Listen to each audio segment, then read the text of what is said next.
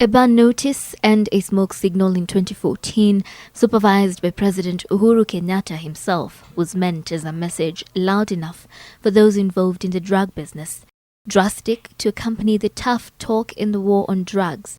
But yesterday's find points to a job unfinished or unfinishable. How do we then deal with the system that is supposed to assist in dealing with the problem as opposed to dealing with the cartels that have shown to us that they have the capacity to actually corrupt our criminal justice system? That's where the problem lies. Last year, authorities blew up a yacht off the coast of Mombasa after heroin was found on board.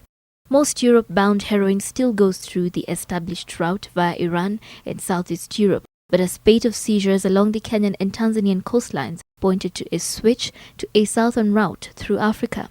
And the port of Mombasa is seen as a key staging post in the international drugs trail.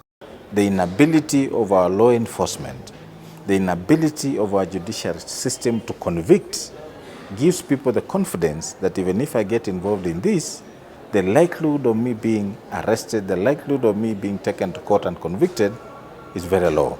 So therefore it gives people incentives to get involved because they can see that in this country, crime pays. Kenya is now grappling with the growing indigenous drug problem and high levels of corruption, and this makes it a convenient transit and storage point for international drug cartels. There are areas that people used to think you cannot get people involved in drugs. Now we are finding them in Rift Valley, you are getting them in the western parts of this country, and it's actually now entrenching itself. Our worry as a country is that how many Kenyans are now getting involved in the real business of drug. President Uhuru Kenyatta has often been warning of inefficiencies within the government ranks in the fight against drugs, but still the drug business continues. In 2014, a crack unit of anti-narcotic cops raided a villa in Mombasa in the first ever sting operation in East Africa.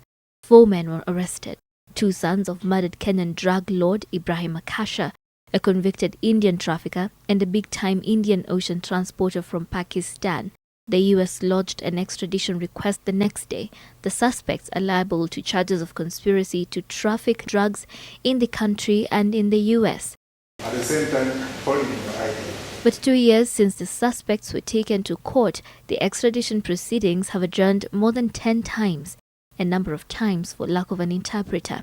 The case will now be mentioned on the 1st of next month. After confirmation on the availability of an interpreter, all 4 of them are fighting extradition, and instead they want their cases to be heard here in Kenya. We have cases dragging on in this country for a very long time. You cannot get that in Ethiopia, you cannot get that in Tanzania, you cannot get that in Uganda, even as we say they have a very bad system. So they know there's something in this country that they can play around with and manage to go scot-free or manage to delay these cases as they continue bringing in more drugs. The judiciary in June set up a court at the JKIA to handle drug trafficking cases and to ease the workload for the courts in Makadara and Kibera. And so while the government and anti-narcotics agencies continue to seize the drugs, the people behind such consignments remain faceless. Sheila Sendeyo, NTV.